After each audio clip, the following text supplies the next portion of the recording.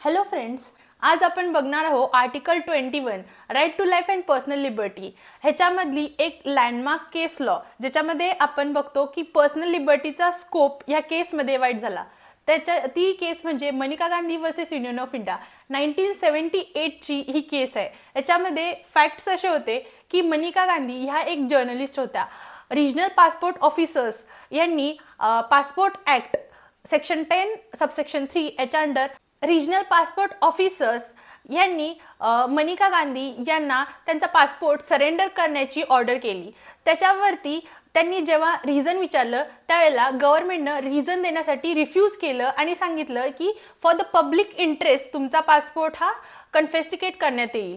मग ह्या ऑर्डरला चॅलेंज त्यांनी सुप्रीम कोर्टमध्ये केलं आणि रिट पिटिशन दाखल केली की त्यांचा आर्टिकल 14, 19 आणि 21 हा व्हायोलेट झालाय. या केसमध्ये लीगल इश्यू असे होते. First, right to travel abroad हा आर्टिकल 21च्या पर्सनल लिबर्टीमध्ये येतो का. सेकंड इश्यू असा होता की जो प्रोसिजर एस्टॅब्लिश बाय लॉ जो फॉलो केलेला होता पासपोर्ट ऍक्टच्या 10 सबसेक्शन 3 मध्ये ती आर्बिट्ररी होतं का. आणि थर्ड इश्यू असा होता की पासपोर्ट ऍक्टचा सेक्शन 10 सबसेक्शन 3 हा आर्टिकल 14, 19 आणि 21 ला व्हायोलेट करतोय का. आणि चौथा इश्यू असा होता की मनिका गांधी यांचा पासपोर्ट कॉन्फेस्टिकेट केला गेला होता तो प्रिन्सिपल ऑफ नॅचरल जस्टिस याच्या अगेन्स्ट होता का.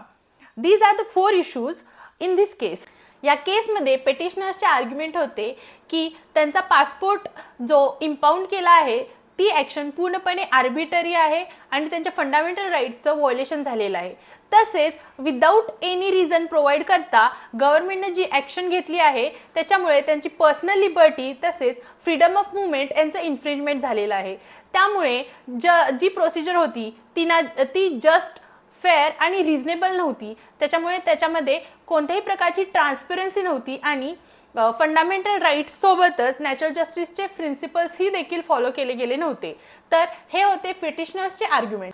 या केसमध्ये डिफेंडंटचे आर्ग्युमेंट्स होते की जी ॲक्शन घेतली गेलेली आहे, जो पासपोर्ट इम्पाउंड केला गेलेला आहे तो विथ अकॉर्डन्स विथ लॉ आहे आणि for the public interest and national security ह्या कारणांसाठी ही ॲक्शन घेतली गेलेली होती.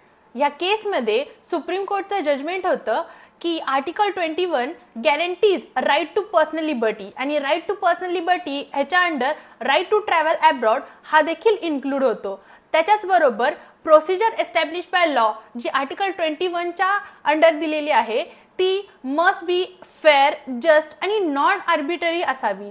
त्याचबरोबर गव्हर्नमेंटनी जे काही ॲक्शन्स घ्यायच्या आहेत त्या सगळ्या फेअर, जस्ट, रिझनेबल आणि नॉन आर्बिटरी असाव्या. जी गव्हर्नमेंटनं ॲक्शन घेतली होती विदाऊट एनी रिझन प्रोव्हाइड करता त्यांचा पासपोर्ट जो कॉन्फेस्टिकेट केला गेला होता ते अनकॉन्स्टिट्युशनल आहे आणि त्यांचा आर्टिकल 21 हा व्हायोलेट झालेला आहे.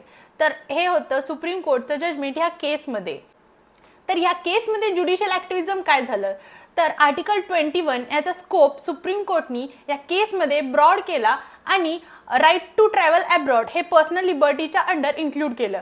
तसेच आर्टिकल 21च्या अंडर जे प्रोसिजर एस्टॅब्लिश बाय लॉ आहे हे इंटरप्रिट करत procedure established by law must comply with due process of law. म्हणजेच काय, ज्या काही तुम्ही गव्हर्नमेंट ॲक्शन घेईल ते फेअर, जस्ट आणि रिझनेबल तर असावं आणि नॉन आर्बिटरी ही देखील असावं.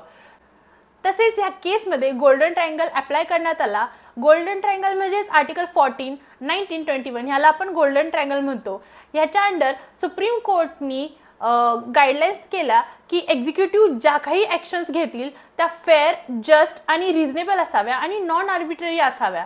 त्यामुळं जरी गव्हर्नमेंटला रेस्ट्रिक्शन्स घालण्याचे पावर्स आहेत तरी पण त्यांनी कॉन्स्टिट्युशनल प्रिन्सिपल्सचा आणि पब्लिकच्या फंडामेंटल राईट्सना प्रोटेक्ट करायचं आहे.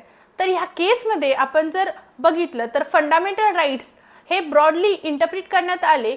त्याचबरोबर जे स्टेटचे जे आर्बिटरी ॲक्शन्स असतात त्याच्यापासून सिटिझन्सना एक प्रोटेक्शन भेटलं. तर ही केस सिग्निफिकंट ह्याच्यासाठीच आहे कारण जे सिटिझन्स आहेत त्यांचे फंडामेंटल राईट्सना प्रोटेक्शन भेटलं. त्याचबरोबर आर्टिकल 21 हे ब्रॉडली इंटरप्रिट करण्यात आलं आणि राईट टू ट्रॅव्हल अब्रॉड जो आधी इंटरप्रिट केला गेला नव्हता किंवा इन्क्लूड केला गेला नव्हता तो या केसमध्ये इन्क्लूड केला.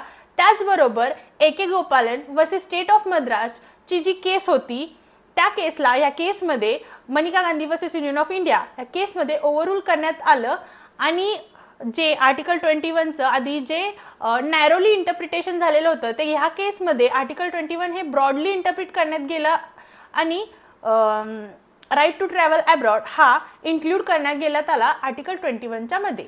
थँक्यू.